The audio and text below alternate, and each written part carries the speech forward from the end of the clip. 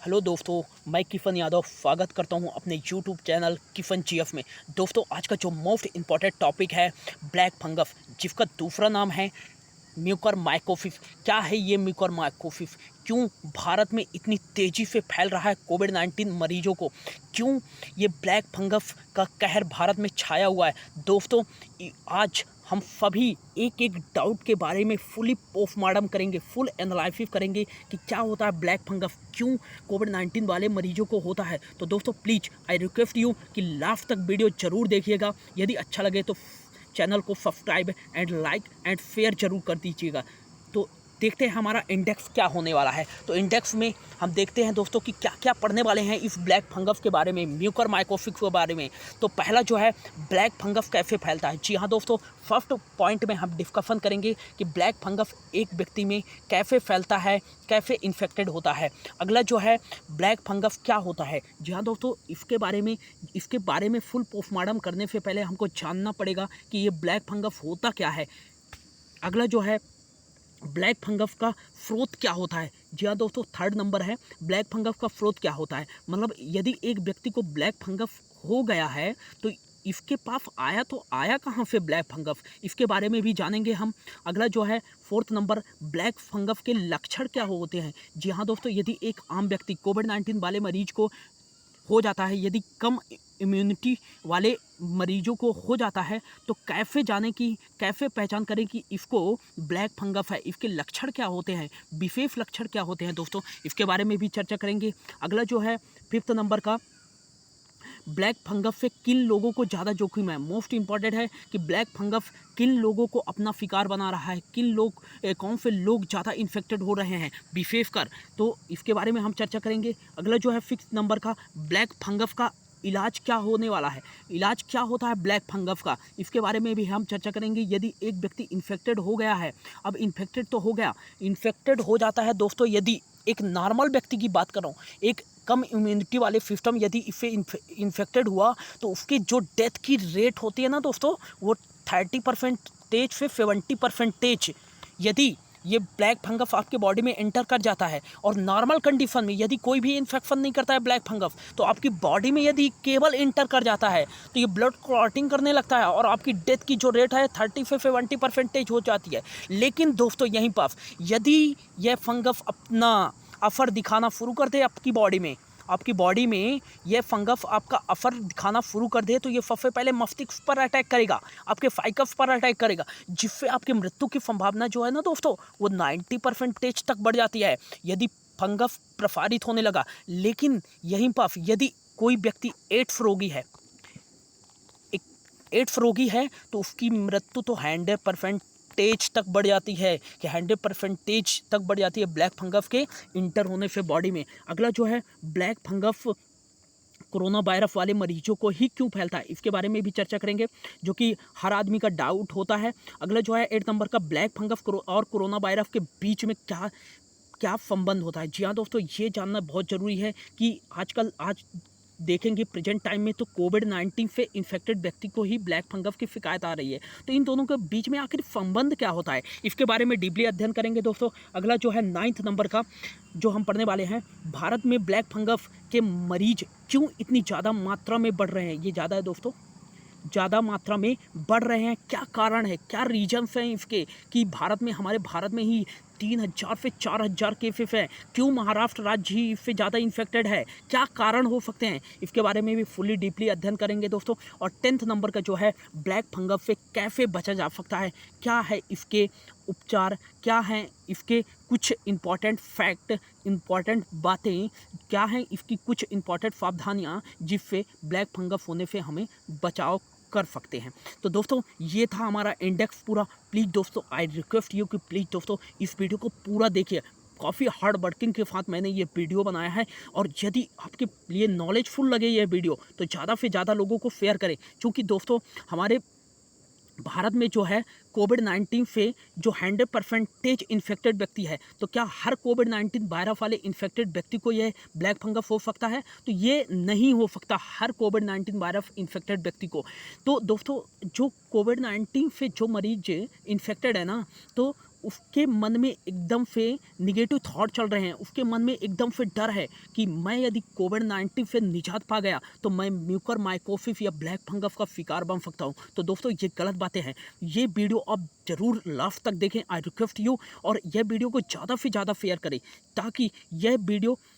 ताकि लोगों के मन में जो डर है कोविड इन्फेक्टेड वाले व्यक्तियों को कि उनको म्यूकरमाइकोसिस होगा वो हटा सके, जो निगेटिव प्रोसेस चल रहा है इसके ब्लैक फंगस के लिए। तो ज़्यादा से ज़्यादा लोगों को शेयर करें। तो चलिए ज़्यादा समय न लेते हुए जानते हैं ब्लैक फंगस कैसे फैलता है। तो स्टार्ट करते हैं दोस्तों, ब्लैक फंगस कैसे हमारे शरीर में फैलता है। तो दोस्तों मान लो कि ये नॉर्मल व्यक्ति है, कोविड से रिलेटेड करेंगे, बेसिक टू एडवांस समझेंगे, छोटी छोटी पॉइंटों को समझेंगे ताकि आपके दिमाग में पूरा एकदम से समझ में आ जाए कि ब्लैक फंगस कैसे आखिर फैलता कैसे है। तो दोस्तों जो स्रोत होता है ना ब्लैक फंगस म्यूकरमाइकोसिस का, वो जन्म कहाँ लेता है? वो जन्म लेता है फड़ी हुई लकड़ियों में, फड़े गले पत्तियों में, पेड़ों के पत्तों में, फड़े गले पत्तियों में। और जो जन्म लेता है ना ये जन्म लेता है, जैसे हमने ऑक्सीजन सिलेंडर लाया, चलो भाई ऑक्सीजन सिलेंडर लेता है कोविड-19 मरीज के लिए, उसके में जो पाइप्स लगी होती हैं तो वो ह्यूमिडिटी होती है उस पाइपों में, नमी युक्त होती हैं उस पाइप में, तो उस पाइप में भी आ जाएगा ये फंगस, क्योंकि दिखाई तो देता नहीं है ये फंगस, कहीं से भी एंटर हो सकता है। अगला जो होता है कि और कैसे पड़ता है, जैसे मरीज गया आईसीयू में गया तो उस पर कई पाइप लगाई जा सकती हैं। आगे हम फिगर पिक के माध्यम से समझाएंगे, इमेज के माध्यम से कैसे आईसीयू में रहता है व्यक्ति। तो आईसीयू में गया तो कई पाइप लगे, उसी में भी ये फंगस पनप सकता है। तो मान लो नॉर्मल व्यक्ति है, चलो ठीक है, ये कोविड-19 संक्रमित व्यक्ति है। अब बोल रहा है भाई, आईसीएमआर के अकॉर्डिंग एडवाइजरी जारी की हुई है कि ये व्यक्ति मान लो कि पॉजिटिव है और इसका पहला स्टेज है, पहला लक्षण आया हुआ है। तो आईसीएमआर क्या है?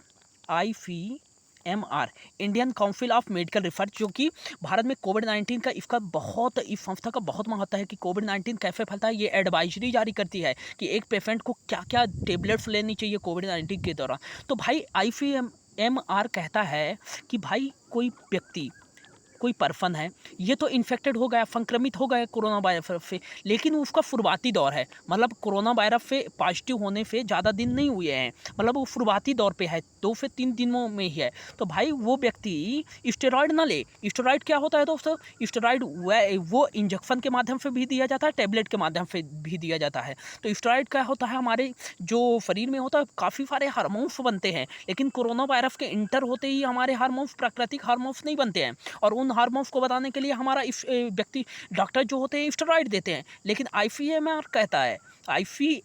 कहता है दोस्तों कि यदि एक व्यक्ति कोरोना वायरस के शुरुआती चरण में है तो भाई वो उसको स्टेरॉयड ना दो। स्टेरॉयड क्यों होता न दो? क्या कारण है कि स्टेरॉयड न दो? यही तो मेन कारण है ब्लैक फंगस का, क्योंकि स्टेरॉयड यदि आप देते हो तो ये ग्लूकोज की मात्रा बढ़ा देता है, मतलब रक्त की डायबिटीज वाले पेशेंट है यदि, तो ग्लूकोज की मात्रा रक्त में बढ़ा दिया, और ग्लूकोज की मात्रा जैसे रक्त में बढ़ाया स्टेरॉयड, तो आपका डायबिटीज मतलब शुगर लेवल हाई होगा, और शुगर लेवल जैसे हाई हुआ तो आपकी इम्यूनिटी और कमज़ोर हो गई, और कमज़ोर हुई इम्यूनिटी तो जैसे ये फंगस हमारे बॉडी में एकदम से इंटर करके आक्रमण कर देता है।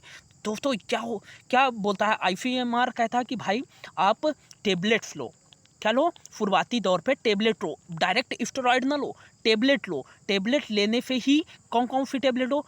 पैरासीटामोल ले सकते हो, एंटीबायोटिक ले सकते हो, एजिथ्रोमाइसिन, ये कहा है आईसीएमआर ने, डायरेक्टली कहा है कि ये टेबलेट ले तो आप शुरुआती दौर पर ठीक हो सकते हो। लेकिन हमारे भाई साहब क्या सोचते हैं कि भाई मैं तो टेबलेट से ठीक नहीं होऊंगा।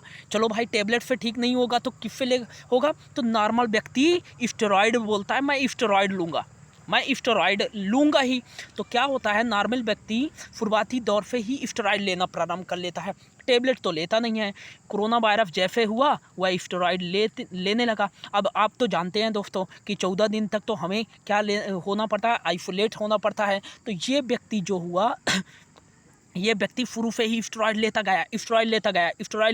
गया, और मान लो ये व्यक्ति को डायबिटीज पहले से है, तो स्टेरॉयड जैसे लिया तो इसकी जो है ब्लड में ग्लूकोज की मात्रा बढ़ गई, और ग्लूकोज की मात्रा जैसे बढ़ गई, और जैसे मैं बताया एयरबॉर्न होता है ये फंगस, तो पहले से ही इंटर किया हुआ था। अब इसकी इम्यूनिटी तो ज़्यादा अच्छी है, तो पहले से इस पर तो अटैक नहीं किया, क्योंकि फंगस तभी अटैक करता है म्यूकोरमाइकोसिस जब कमज़ोर इम्यूनिटी वाले को करता है, लेकिन इसकी इम्यूनिटी तो ज़्यादा अच्छी है। अब जैसे कोरोना पॉजिटिव आया तो इसकी इम्यूनिटी 20% घट गई। अब 20% इसकी इम्यूनिटी तो घट गई। अब इसको स्टेरॉइड दे रहे हैं डॉक्टर ऊपर से, तो चलो भाई ये टेबलेट नहीं खा रहा तो इसको स्टेरॉइड दे दो। स्टेरॉइड जैसे दे रहे हैं तो अभी 20% कोरोना वायरस के आने से इम्यूनिटी इसकी घटी थी, अब स्टेरॉइड जैसे जैसे देने लगे तो इसकी इम्यूनिटी जो है 60% बढ़ गई। अब ये लो दोस्तों, अब तो इसकी इम्यूनिटी 60% बढ़ गई। अब क्या करे, इसकी इम्यूनिटी कमज़ोर हुई। अब कमज़ोर हुई, फंगस पहले से था, आक्रमण कर दिया इसके ब्लड में। अब ब्लड में आक्रमण कहाँ करता है दोस्तों, ब्लड वेसल्स में आक्रमण करता है, ब्लड वेसल्स में, रक्त वाहिकाओं में। रक्त वाहिकाएं क्या होती हैं दोस्तों, ये नफ़े होती हैं ना पूरी बॉडी में आपके नफ़े होती हैं। तो नफ़े क्या करती हैं, ये नफ़े आपके ब्लड को ले जाती हैं पूरी बॉडी में, ऑक्सीजन का सप्लाई करती हैं। अब ऑक्सीजन का सप्लाई करती हैं तो भाई साहब ये ऑक्सीजन की पाइपों में ही इसका आक्रमण कर दिया, तो क्या ऑक्सीजन सप्लाई हो पाएगा, मतलब रक्त सप्लाई हो पाएगा, ब्लड सप्लाई हो पाएगा? बिल्कुल भी नहीं हो पाएगा। क्या होगा, ब्लड बिल्कुल भी सप्लाई नहीं हो पाए, क्योंकि इस पर फंगस ने आक्रमण कर दिया रक्त ब्लड वेसल्स पर, और जैसे रक्त पर आक्रमण किया तो ब्लड क्लॉटिंग होने लगा, कहें तो रक्त का थक्का जमने लगा। और जैसे रक्त का थक्का जमने लगा वैसे आपकी बॉडी पे काले काले धब्बे पड़ जाएंगे। आगे दिखाऊंगा दोस्तों इमेज के माध्यम से, अच्छे से समझना।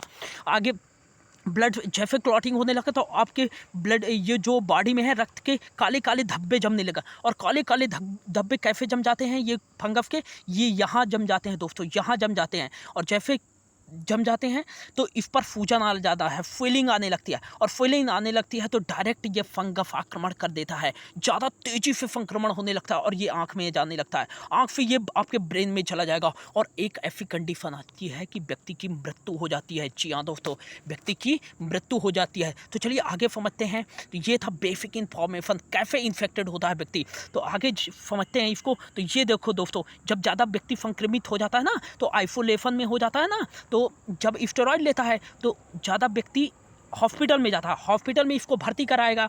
अब इसको हॉस्पिटल में जैसे भर्ती कराया, अब भाई इसको डॉक्टर तो स्टेरॉइड दे रहे हैं, क्योंकि मरीज मान ही नहीं रहा कि मैं टेबलेट तो नहीं लूँगा, कोविड-19 वायरस के दौरान मैं स्टेरॉइड ही लूँगा। अब स्टेरॉइड लेते गए, अब ये व्यक्ति ऐसी कंडीशन आ गई कि इसका जो ऑक्सीजन लेवल है वो कहाँ पहुँच गया, 94। जैसे एक नॉर्मल व्यक्ति का ऑक्सीजन लेवल क्या होता है, 98 से 97 होता है, लेकिन जब इस पर कोरोना वायरस आक्रमण किया तो 97 ही था, ऑक्सीजन पे कोई इफेक्ट नहीं पड़ता, 97 ही था। लेकिन स्टेरॉइड लिया इन्होंने ना, स्टेरॉइड लिया, टेबलेट से तो ठीक होना नहीं था इनको, स्टेरॉइड लिया तो इनका ब्लड जो है, ब्लड में ग्लूकोज की मात्रा बढ़ गई, और ग्लूकोज की मात्रा बढ़ी तो डायबिटीज की मात्रा बढ़ी, डायबिटीज बढ़ गया, और डायबिटीज बढ़ा तो शुगर पहुंच गया इनका 300, और शुगर जब पहुंच गया 300 तो हमारा फंगस आया और आक्रमण किया।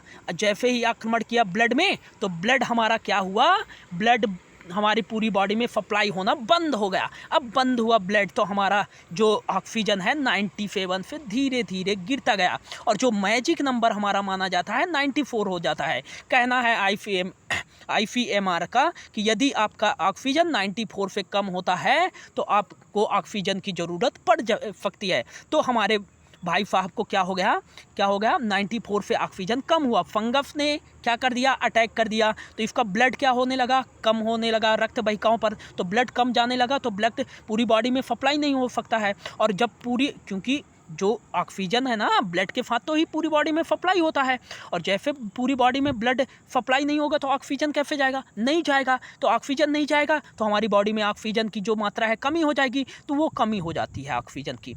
अब ऑक्सीजन मान लो 85 हो गया, 85 हुआ भाई। अब यहाँ पास ये नॉर्मल व्यक्ति थे, कहाँ थे, हॉस्पिटल में थे। अब इनकी कंडीशन ये आ गई कि डॉक्टर ने इनको बोल दिया कि ICU में इनको भर्ती करो। अब ICU में इनको भर्ती कर दिया गया। अब देखो दोस्तों यहाँ पास क्या इनका मैजिक होता है, तो ICU में भर्ती कर दिया गया। तो देखो दोस्तों इन पर्सन को देखो, इनमें यहाँ पे भी पाइप लगी हुई है, यहाँ भी पाइप लगी हुई है, यहाँ भी पाइप लगी हुई है, पूरी बॉडी में पाइप लगी हुई है। ये कोरोना इन्फेक्टेड व्यक्ति हैं, पूरी बॉडी में तो पाइप लगी हुई है। अब ये भी फ्रोथ है, जैसा कि मैंने बताया फंगस का ये भी फ्रोथ है, ह्यूमिडिटी में रहता है फंगस, दिखाई नहीं देता है, ईफ पाइप की सफाई नहीं होती है अच्छे से, तो फंगस जो है इन पाइपों के माध्यम से व्यक्ति के शरीर में एंटर कर गया। अब ऑक्सीजन इस व्यक्ति का तो कम ही है, फंगस भी इंटर कर गया। अब फंगस क्या करेगा, इंटर तो करेगा फंगस इनकी बॉडी में, और धीरे धीरे इनके ब्लड पर और अटैक करेगा। ब्लड पर जैसे और अटैक करेगा तो इनका ऑक्सीजन लेवल और गिरेगा, और ऑक्सीजन लेवल गिरेगा तो ब्लड क्लॉटिंग होगा, ब्लड मतलब रक्त के थक्के जमेंगे। और ये जो फंगस होता है ना दोस्तों, ये फेफड़े पर अटैक करता है, फेफड़े पर अटैक करा, फेफड़े से ये फंगस का संक्रमण धीरे धीरे हमारी बॉडी पे चेहरे पर आ जाता है।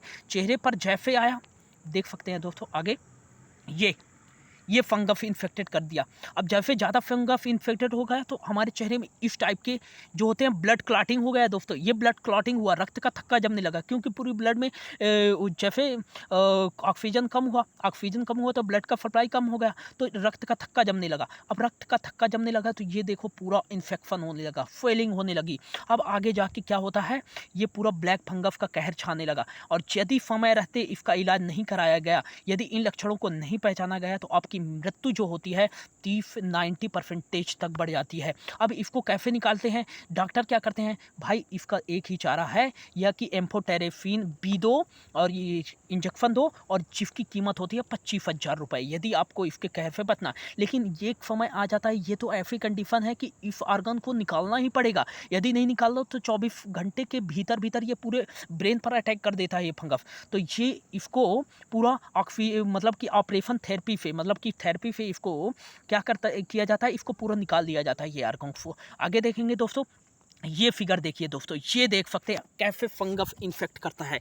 ये देखिए, ये जो ब्लैक कलर निकल रहा है ना दोस्तों, ये पूरे ब्लड, ये कोशिकाओं को मार देता है। कोशिकाओं को जैसे मारा तो ये पूरा ब्लड क्लॉटिंग का है दोस्तों। ब्लड क्लॉटिंग हो जाता है ना, मैं जैसे फंगस में बताया कि ब्लड क्लॉटिंग करने लगता है, तो ब्लड क्लॉटिंग का ये ब्लैक पदार्थ निकलने लग सकता है, और ये एक साइड पूरा फूजन करने लगा। ये देखो, अब पूरा ये जो पर्सन है, जो भी लेडी है, ये पूरी तरह से इन्फेक्टेड है ब्लैक फंगस से, क्योंकि यहाँ पर आप देखो फीलिंग, पूरी आंख से फीलिंग आती है। अब इस कंडीशन में क्या इंजेक्शन काम करेगा, 25,000 वाला बिल्कुल काम नहीं करेगा। इसमें क्या काम करेगा दोस्तों, ये वाला ऑर्गन आपको निकालना पड़ेगा, ये आंख भी निकालनी पड़ेगी, तभी ये इसके इन्फेक्टेड से बचा जा सकता है। यदि ये आंख और ये ऑर्गन नहीं निकाले तो ये पूरा इन्फेक्टेड हो जाएगा पूरे ब्रेन में, और ब्रेन में जैसे एंटर किया तो आपकी डेथ निश्चित है, 100% निश्चित है। अगला जो है देखो, अब कैसे निकाला, ये इन्फेक्टेड कर जाता है। अब धीरे धीरे, अभी आंख में था, देख सकते हैं आप, अभी यहाँ था इसका इन्फेक्शन। अब जैसे जैसे ये तेजी से गमन करता है, और तेजी से ये आपके देखो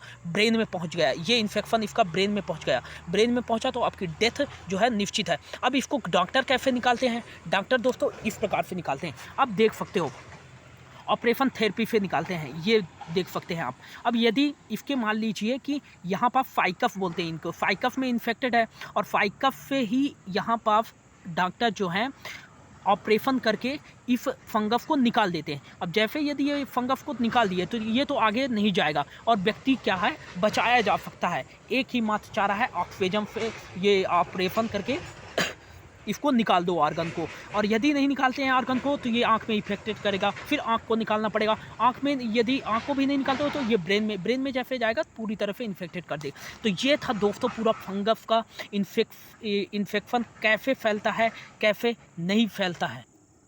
अब जानेंगे दोस्तों कि ये ब्लैक फंगस होता क्या है। ब्लैक फंगस, आइए जानते हैं ब्लैक फंगस के बारे में। तो ब्लैक फंगस होता क्या है, म्यूकरमाइकोसिस इसका दूसरा नाम है। ब्लैक फंगस म्यूकोरलेफ क्रम के कवक के कारण होता है। ये एक कवक है दोस्तों जिसका म्यूकरमाइकोसिस क्रम का है, इसी कवक के कारण जो होता है ब्लैक फंगस या म्यूकरमाइकोसिस होता है।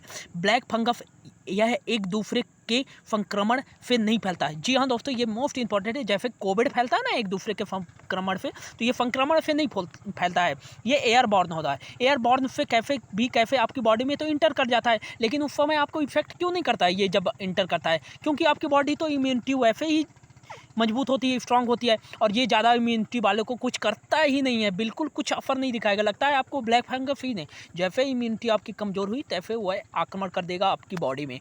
तो ये संक्रमण से नहीं फैलता है, ये एयरबॉर्न होता है, आपकी बॉडी में कहीं से भी जा सकता है। अगला जो है म्यूकरमाइकोसिस, म्यूकरमाइकोसिस का दूसरा नाम जो होता है ब्लैक फंगस है। यह दुर्लभ और घातक फंगल संक्रमण है। जी हाँ दोस्तों, ये दुर्लभ बीमारी है। ये ज़्यादातर डायबिटीज़ वाले पेशेंट को ही आता है। डायबिटीज़ पेशेंट जिनकी कम प्रतिरक्षा क्षमता है उनको ही होता है। अगला जो है, भारत में नोवल कोरोना वायरस रोग कोविड-19 के रोगियों को काफ़ी तेज़ी से संक्रमित कर रहा है ये वायरस। क्यों? क्योंकि उनका प्रतिरक्षा तंत्र, अभी ऊपर हमने समझा कि उनकी इम्यूनिटी सिस्टम कैसे कमज़ोर हो जाती है, और जैसे इम्यूनिटी सिस्टम कमज़ोर हुई तो ये तो आग में मिट्टी के तेल जैसे काम करता है। मतलब कि जैसे इम्यूनिटी कमज़ोर हुई तो रोगियों के में संक्रमण कर देता है, हवा बोल देता है ये फंगस। अगला जो है, यदि ब्लैक फंगस के लक्षणों को जल्दी से नहीं पहचाना गया तो दृष्टि की हानि या पूर्ण दृष्टि हानि हो सकती है। निश्चित दोस्तों, मैंने जैसा कि बताया कि ऊपर यदि जल्दी से इसके लक्षणों को नहीं पहचाना गया, अभी जानेंगे कि इसके लक्षण क्या होते हैं, तो आपकी दृष्टि हानि मतलब आंख जा सकती है और पूर्ण दृष्टि हानि भी हो सकती है। अगला जो है, यह कवक बहुत ही दुर्लभ है और केवल कम प्रतिरक्षा, ये मोस्ट इंपॉर्टेंट, कम प्रतिरक्षा वाले व्यक्तियों को ही आक्रमण करता है।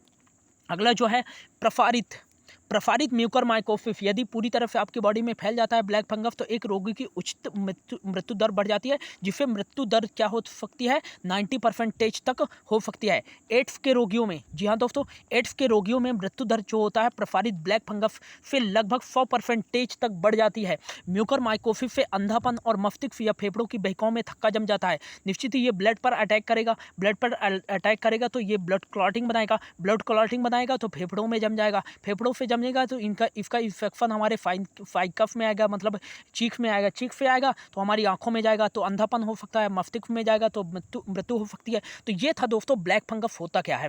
अब ब्लैक फंगस के स्रोत क्या है, मतलब ब्लैक फंगस कहाँ से आ सकता है। तो ब्लैक फंगस जैसा कि हमने बताया, इसका जो जन्म होता है मिट्टी में होता है दोस्तों, फड़े गले पत्तियों में होता है, फड़ी गली लकड़ियों में होता है, और सफाई ना की हुई ऑक्सीजन पाइप, जैसा कि ऊपर हमने समझा कैसे ब्लैक फंगस ह्यूमिडिटी में रहता है, आपको दिखाई नहीं देगा, लेकिन ब्लैक फंगस आपके इंटर कर जाएगा। जैसे पेशेंट को लगाते हैं ऑक्सीजन पाइपों के माध्यम से जा सकता है। साफ ना की हुई ऑक्सीजन आईसीयू की नलियाँ देखते हैं एक पेशेंट को कितनी सारी नलियाँ लगाई जाती हैं, एक ही पेशेंट को बहुत सारी नलियाँ, इन नलियों के माध्यम से ब्लैक फंगस इंटर कर जाता है और आपको इन्फेक्टेड कर देता है।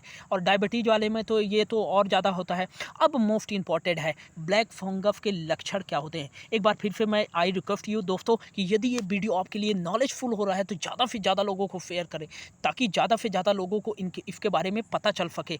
अगला जो है, पढ़ने वाले हैं ब्लैक फंगस के लक्षण क्या होते हैं। ब्लैक फंगस के लक्षण क्या होते हैं दोस्तों, तो ब्लैक फंगस के लक्षण ये एक संकेत रक्त वाहिकाओं में कवक का आक्रमण होता है, जिसके परिणाम स्वरूप मैंने बताया ब्लड वेसल्स, जो हमारे शरीर में जो होती हैं ब्लड वेसल्स, मतलब ब्लड वेसल्स क्या होते हैं, जिनसे हमारी पूरी बॉडी को रक्त का संचार होता है, रक्त जाता है। हमारे जैसे ये फिंगर है, फिंगर में बहुत सारी ब्लड वेसल्स होती हैं, इससे हमारी बॉडी से फेफड़ों से रक्त हमारे फिंगर में आते हैं, तो ये जो लाने वाली रक्त को होती है ब्लड वेसल्स कहलाते हैं। तो यही ब्लड वेसल्स पर जो है कवक आक्रमण करता है, और जैसे कवक आक्रमण करता है तो इसके लक्षण क्या होते हैं, कैसे पहचाना जा सकता है कि हमको ब्लैक फंगस बीमारी है। तो इसका एक मोस्ट इंपॉर्टेंट जो विशेष लक्षण होता है दोस्तों, रक्त के थक्का का निर्माण होता। जी हाँ दोस्तों, क्या होता है कि रक्त के बॉडी में जो होता है ब्लड क्लॉटिंग होने लगती है, ब्लड क्लॉटिंग होने लगती है इस प्रकार से कुछ, और जैसे ही ब्लड क्लॉटिंग होने लगती है तो समझ जाओ, और चेहरे में सूजन आने लगता है, तो जैसे ये सब चीज़ें होने लगती है तो समझ जाओ आपको क्या है, ब्लैक फंगस है।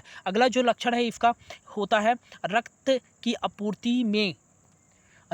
आपूर्ति में कमी के कारण आसपास के ऊतकों की मृत्यु हो जाती है। जैसा कि मैंने ऊपर बताया ना दोस्तों, यहाँ पर ब्लड वेसल्स होती हैं, और ये फंगस हमें आक्रमण कर दिया ब्लड वेसल में, और जैसे आक्रमण किया तो रक्त जो है ब्लड वेसल के माध्यम से आना कम हो जाता है, और जब कम हुआ तो O2 भी कम हो जाता है, क्योंकि रक्त के साथ ही O2 पूरे शरीर में बॉडी में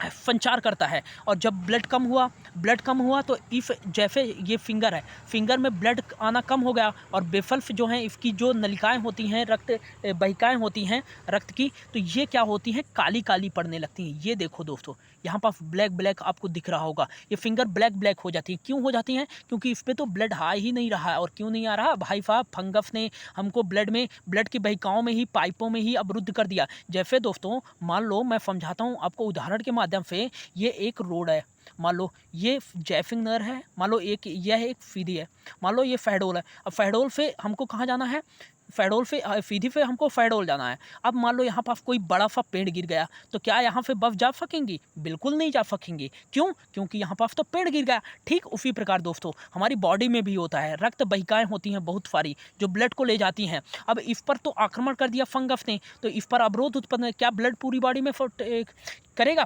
संचार? बिल्कुल नहीं करेगा। तो इससे क्या हो गया, इससे हो गया ब्लैक हो गया और ऊतकों को ये पूरा मार देता है, जिससे यहाँ पर स्वेलिंग होगी और इन्फेक्शन हो जाएगा यहाँ पर। तो ये एक मेन लक्षण होता है दोस्तों फंगस का। अगला जो है आँखों के पीछे एक तरफा फिर दर्द होने लगता है। जी हाँ दोस्तों, आप देख सकते हैं यहाँ पर रेडनेस आ जाती है आँखों में। तो ये एक मेन लक्षण है। यदि इसको पहचान लिया गया तो डॉक्टर के पास आप जाइए तुरंत और इसकी दवा कराइए और निश्चित ही ठीक हो सकते हैं शुरुआती लक्षणों में। यदि ये ज़्यादा इन्फेक्शन हो गया इसका तो मुश्किल ही आपको ऑक्सीजन मतलब ऑपरेशन से बचाया जा सकता है।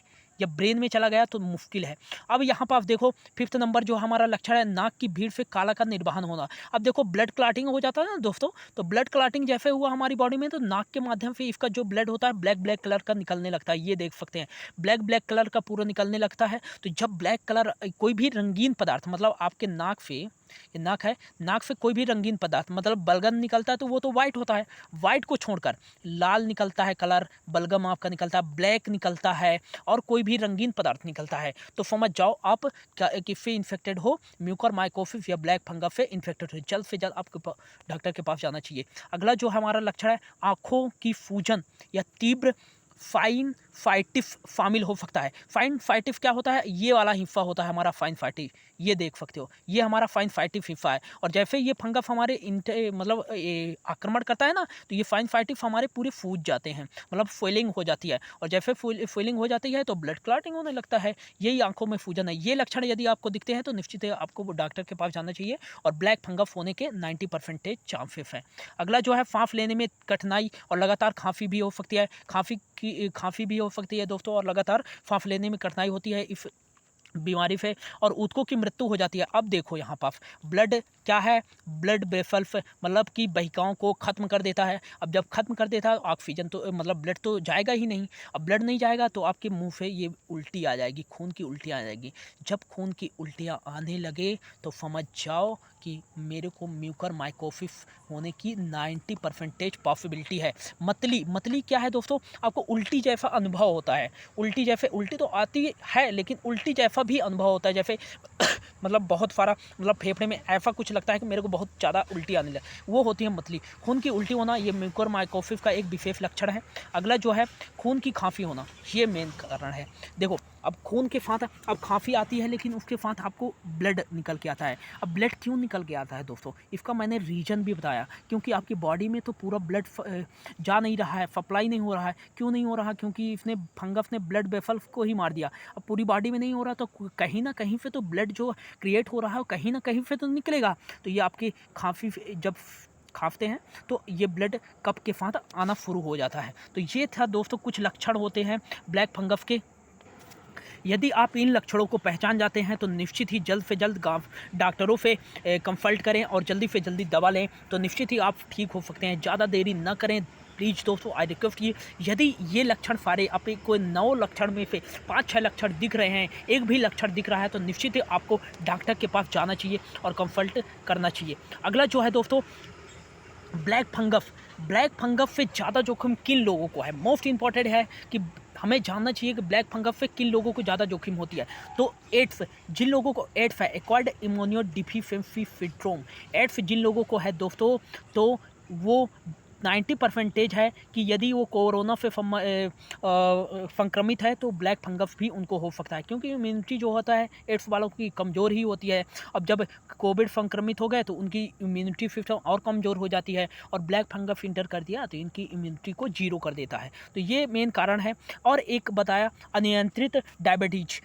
जी हाँ दोस्तों, ये तो जैसे डायबिटीज़ वाले पेशेंट में तो 100% होना ही होना है म्यूकरमाइकोसिस, यदि वो कोविड पॉजिटिव है तो। और कोविड पॉजिटिव है तो मैंने बताया इसका कारण डायबिटीज़ से क्यों ज़्यादा डर लगता है, मतलब डर लगता है यदि डायबिटीज़ है तो फंगस भी म्यूकरमाइकोसिस भी है। क्योंकि दोस्तों डायबिटीज़ जो होता है तो वो होता है जैसे हम स्टेरॉइड देते हैं, नॉर्मल मान लो डायबिटीज़ है, अब स्टेरॉइड दिए तो ये ब्लड में क्या करता है, ग्लूकोज की मात्रा बढ़ाता है। स्टेरॉइड पहले से ही लेना पसंद कर दिए और इस ग्लूकोज की मात्रा बढ़ाया तो हमारा शुगर लेवल हाई हुआ। शुगर लेवल जैसे 300-400 गया तो ये इम्यूनिटी को हमारे एकदम जीरो कर देता है। अब जैसे जीरो हुआ तो जीरो हमारा फंगस का आक्रमण हो गया। फंगस का आक्रमण हो गया तो आपको इसके इन्फेक्शन हो सकते हैं। जिनको कैंसर था दोस्तों, पिछले कैंसर था और वो कोविड पॉजिटिव हैं तो उनको भी 80% से 90% है कि वो म्यूकरमाइकोसिस या ब्लैक फंगस के शिकार हो सकते हैं। जिनका ऑर्गन ट्रांसप्लांट हुआ है, जैसे किडनी जिनका ट्रांसप्लांट हुआ है, किडनी दूसरी लगी है, ट्रांसप्लांट हुआ है, तो वो भी 90 से 95% यदि कोविड पॉजिटिव हैं तो उनको 90 से 95% म्यूकरमाइकोसिस या ब्लैक फंगस होने के संकेत हो सकते हैं। दीर्घकालीन कार्डियो स्टेरॉइड, जी हाँ दोस्तों, मैंने बताया कि यदि आप शुरुआती दौर पे हैं कोविड पॉजिटिव के तो आप प्लीज़, आई रिक्वेस्ट यू, मैं आप लोगों से हाथ जोड़ के निवेदन कर रहा हूँ कि प्लीज़ स्टेरॉइड मत लीजिए शुरुआती दौर में। आप ICMR की साइड में जाइए, उसने टेबलेट आसानी से बताया है ICMR ने कि आप भाई पैरासीटामोल दो,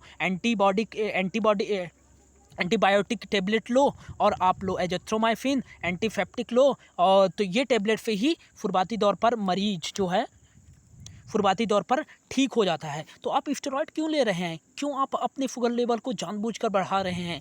तो कार्डियो स्टेरॉइड, अब शुरुआती व्यक्ति पर ही स्टेरॉइड लेना प्रारंभ कर दिया, स्टेरॉइड लेता गया तो भाई ग्लूकोज में रक्त की मात्रा बढ़ती गई और एक समय आ गया कि शुगर लेवल आपका जो पहुंच गया 300 से 400, और जैसे शुगर लेवल गया तो आपको एकदम से कमज़ोर कर देता है, मतलब कि प्रतिरक्षा तंत्र आपकी एकदम से 0% हुआ। और कबक तो रहता ही है आपकी बॉडी में, जब तक आपका इम्यूनिटी सिस्टम मजबूत था तो कबक ने शांत बैठा रहा कि भाई मैं तो खुद इम्यूनिटी सिस्टम कम ज़्यादा है तो मैं आक्रमण नहीं करता हूँ। लेकिन ये इसका तो चैरेक्टर ही है कि कम इम्यूनिटी हुआ जल्दी से आक्रमण कर देता है व्यक्ति पर। तो ये है स्टेरॉइड मेन, बचना चाहिए दोस्तों। प्लीज़ मैं फिर से रिक्वेस्ट करता हूँ कि ये स्टेरॉइड आप मत लीजिए यदि शुरुआती दौर पे हैं। ज़्यादा सीरियस हैं तो 5 दिन बाद, यदि आप ज़्यादा सीरियस होते हैं तो निश्चित रूप से आप स्टेरॉइड ले सकते हैं, लेकिन ज़्यादा मात्रा में नहीं।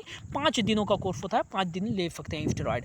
अब है जिनका ऊर्जा कुपोषण है, तो ऊर्जा कुपोषण वाले को तो आप जानते ही कम इम्यूनिटी होती है तो उनको ये संक्रमित कर सकता है म्यूकरमाइकोसिस। अब ब्लैक फंगस का इलाज क्या होता है दोस्तों? मेन इंपॉर्टेंट टॉपिक जो है ब्लैक फंगस का इलाज क्या होता है, कैसे बचे ब्लैक फंगस से, इसका इलाज कैसे किया जाता है? तो दोस्तों ब्लैक फंगस का एक एंटी फंगल, ये जो है एम्फोटेरिफिन बी एक इंजेक्शन होता है दोस्तों। जैसा कि मैंने ऊपर बताया कि ये इंजेक्शन की कीमत जो होती है आज के डेट में 25,000 होती है, 12,000, कहीं 12,000 से 15,000। लेकिन अब इसके जो रेट है, जैसे ज़्यादा म्यूकरमाइकोसिस के केस मिलने लगे और ज़्यादा म्यूकरमाइकोसिस के केस मिलने लगे तो इसका जो प्राइस है भी हाई हो सका। 25,000 से एक इंजेक्शन 1 डोज की कीमत है दोस्तों। लेकिन ये कब ठीक करेगा आपको?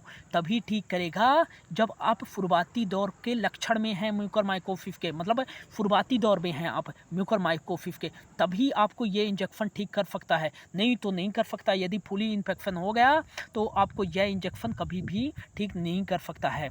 चेहरे में, पूरा दिमाग में पूरा यह इन्फेक्शन फैल जाता है, तब भी यह इंजेक्शन काम नहीं करेगा। तो ये इंजेक्शन होता क्या है दोस्तों? ये इंजेक्शन एंटी फंगल दवा है, एंटी फंगल दवा होती है जो क्या होती है, अपने फंगस जो है उसको निष्क्रिय कर देता है बॉडी से जब शुरुआती लक्षण होते हैं। फिर इसका भाई अब लगा दिया एम्फोटेरिन, जब ज़्यादा मतलब कि वायरस फैल गया तो ये तो इंजेक्शन काम नहीं करेगा। फिर क्या होगा? सर्जिकल थेरेपी होती है दोस्तों। सर्जिकल थेरेपी होती है, जैसे कि मैंने बताया कि यदि यहाँ पास आपके चेहरा है, ये यहाँ पास इन्फेक्शन है तो ये वाला ऑर्गन आपका निकाल दिया जाएगा सर्जिकल थेरेपी से, और इससे फंगस का इन्फेक्शन जो है कम हो जाएगा और बिल्कुल फिर ख़त्म ही हो जाता है।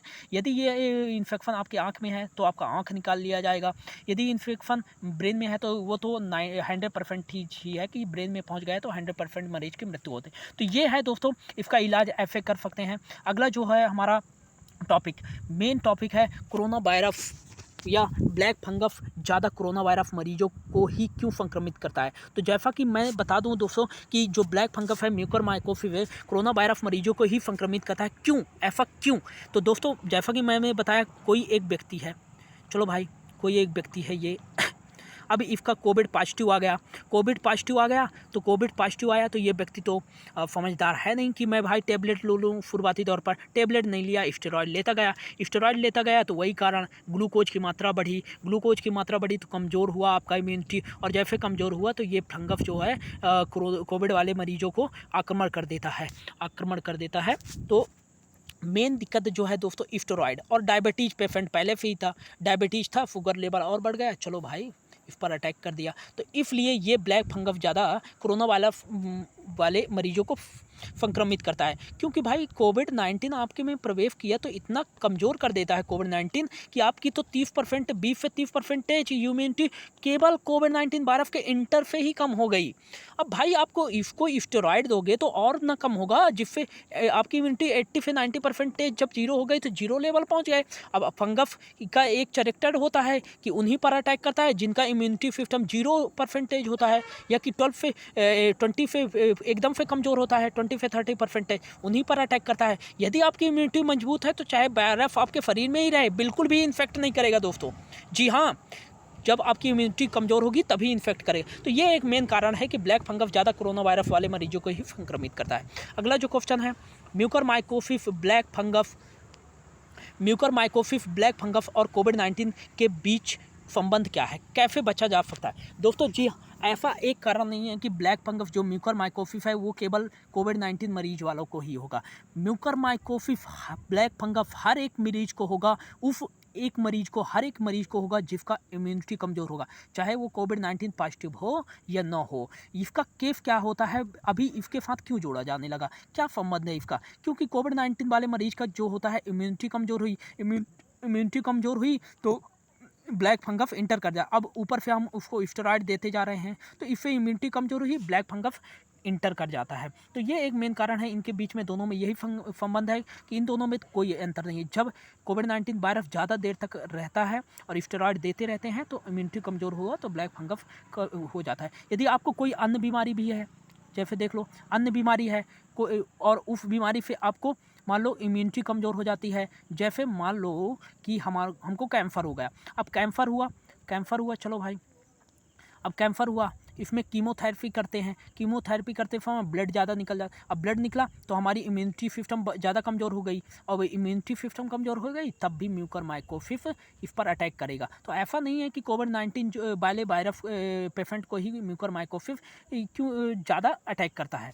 अगला जो क्वेश्चन है दोस्तों हमारा, भारत में ही मोस्ट इम्पॉर्टेंट क्वेश्चन, भारत में ही इतने ज़्यादा ब्लैक फंगस के मरीज, सॉरी दोस्तों यहाँ पर मरीज कर लेना, मरीज क्यों आ रहे हैं पेशेंट? तो एक मेन कारण जो है ब्लैक फंगस का, अब पिछले साल देखिए 2020 में जो होता था ना दोस्तों, ब्लैक फंगस जो कोविड-19 है ना, इतना ज़्यादा आपको इम्यूनिटी पर डिफेक्ट मतलब कि अटैक नहीं करता था। इम्यूनिटी आप देखेंगे पिछले साल देख लीजिए कि आपको जो ब्लैक मतलब कोविड-19 जो मरीज होते थे उनका इम्यूनिटी सिस्टम पे अटैक नहीं करता था ये कोरोना वायरस। लेकिन कोरोना वायरस इस साल का जो है डबल म्यूटेंट वायरस है। डबल म्यूटेंट वायरस क्या होता है कि जब आपके सीधे कोरोना वायरस आपके सीधे फेफड़ों पर अटैक करता है, और फेफड़ों पर अटैक करता है तो जैसे ही फेफड़ों पर अटैक किया तो फेफड़ा में जो होता है ना हमारे दोस्तों, निमोनिया उत्पन्न हो जाता है। अब निमोनिया उत्पन्न जैसे हुआ, अब इससे बचने के लिए हम स्टेरॉयड देने लगते हैं।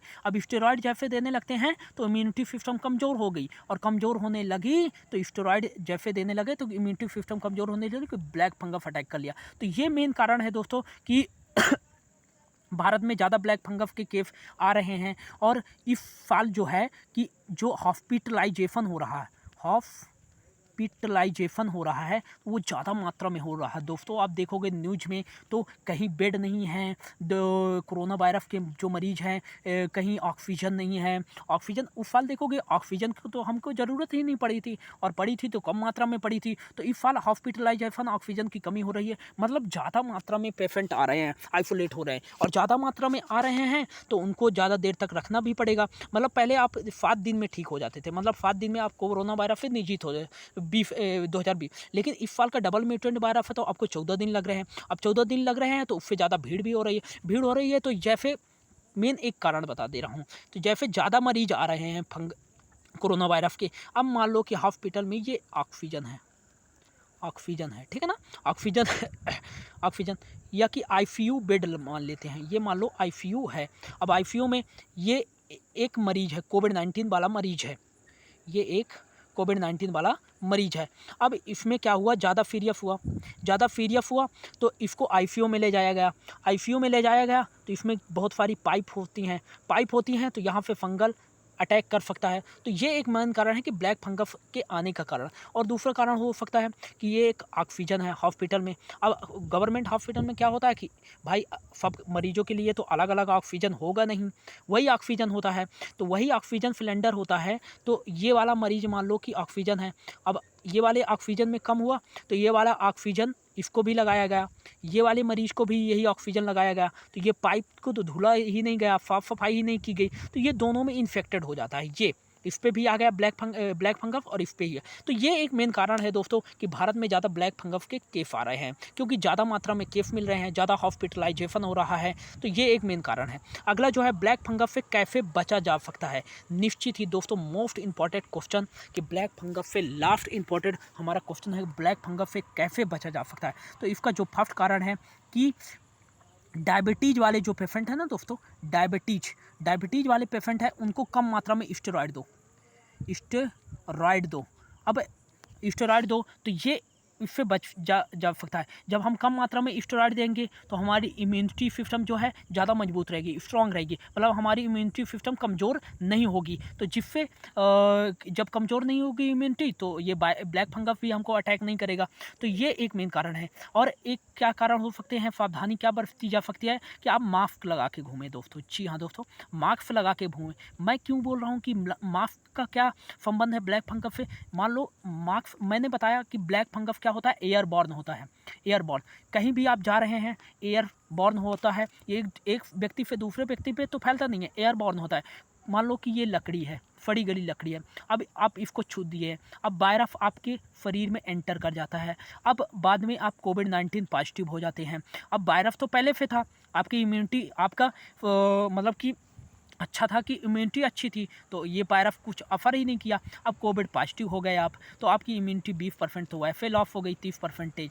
अब 30% लॉस हुई, अब फिर से आप स्टेरॉइड ले रहे हैं तो 50% से 60% इम्यूनिटी कमजोर हुई। और ब्लैक फंगस पहले से ही आया हुआ है, कहाँ से, आपने लकड़ी छुआ था या पाइपों के द्वारा से आ गया, कहीं से भी आ सकता है, ये फड़े गले पत्तियों से आ गया। तो ब्लैक फंगस तो पहले से इंटर है आपकी बॉडी में। अब 60% इम्यूनिटी हुई तो इसको चांस मिल गया, अवसर मिल गया, तो ब्लड की बहिकाओं में ये इंटर हो जाता है। तो इंटर होगा, अटैक कर देगा, सीधे आप पे अटैक करेगा और इन्फेक्शन देना शुरू हो जाएगा। तो कैसे बच सकते हैं, यदि आप मास्क लगाते हैं तो ब्लैक फंगस आपको इंटर नहीं कर पाता है। ब्लैक फंगस क्या होता है, इंटर नहीं कर पाएगा आपकी बॉडी में। तो ब्लैक फंगस इंटर नहीं करेगा तो आप स्टेरॉइड हल्का फुल्का देंगे तो ब्लैक फंगस तो इंटर ही नहीं किया तो नहीं हो पाएगा, ठीक है ना। तो स्टेरॉइड कम दीजिए डायबिटीज़ वाले पेशेंट को। और इससे ब्लैक फंगस जो होता है उससे कैसे बचा जा सकता है, मतलब ज़्यादा चीज़ों को न छुए, है ना। और ज़्यादा से ज़्यादा मात्रा में क्या होता है दोस्तों, जैसे ऑक्सीजन लेते हैं, कम से कम मात्रा में ऑक्सीजन। मान लो कि आप 5 दिन हैं, ठीक है भाई, आप टेबलेट ले रहे हैं और आपका सेचुरेशन जो है 97% है आपका ऑक्सीजन, क्या ज़रूरत है ऑक्सीजन लेने की। 94% भी है तो आप ऑक्सीजन मत लीजिए, यदि 93 पे है तभी आप ऑक्सीजन यूज कीजिए। अब व्यक्ति 95 हुआ, ऑक्सीजन ले रहा है, तो ये होता है मेन नालियों के द्वारा प्रवेश कर गया, फंगस प्रवेश कर गया, चलो भाई अटैक कर दिया सीधे। तो ये शुरुआती तौर पे इनको ऑक्सीजन नहीं लेना चाहिए हमको, मेरा यही सजेशन है। अगला जो है क्या, कैसे बचा जा सकता है, तो जिनका किडनी ट्रांसप्लांट हुआ है, किडनी ट्रांसप्लांट, और जिनको अंग प्रत्यारोपण जैसा कि हमने देखा, और मधुमेह वाले जो रोगी हैं तो उनको ज़्यादा से ज़्यादा कम मात्रा में स्टेरॉइड दो, तो इससे निश्चित ही बचा जा सकता है। तो दोस्तों ये था, आज हम ब्लैक फंगस के बारे में फुल्ली एनालिसिस पूरा एकदम पोस्टमार्टम कर दिए हैं दोस्तों। तो होप आपको अच्छा लगा होगा दोस्तों। आई रिक्वेस्ट यू, काफ़ी हार्ड वर्किंग करके मैंने ये वीडियो बनाया है, तो प्लीज़ इतना तो होता है कि आप प्लीज़ दोस्तों को शेयर करें ताकि सभी लोगों को पता चले, ताकि जो लोग कोरोना इन्फेक्टेड व्यक्ति हैं और जिनके मन में ये है कि भाई हर कोविड पेशेंट जो है म्यूकर माइकोसिस शिकार होगा, तो ये बिल्कुल गलत सोच है दोस्तों, निगेटिव सोच है, क्योंकि हर व्यक्ति इसका शिकार नहीं होता है।